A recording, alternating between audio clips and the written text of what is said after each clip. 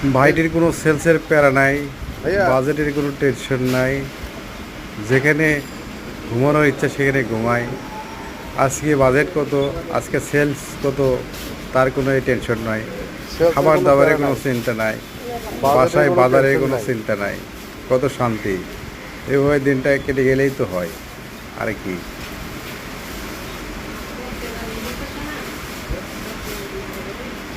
মাস শেষে ক্লোজিংয়ের কোনো টেনশন নাই, অ্যাসেম্বলির কোনো টেনশন নাই। কত শান্তি! যেখানে ইচ্ছা সেখানে ঘুমানো যায়। জীবনটা আসলে বৈচিত্র্যময়। আল্লাহ যাক যেভাবে রাখে সেভাবে ভালো থাক। মানসিক শান্তিতে আছে ও। মানসিক শান্তি আসল শান্তি।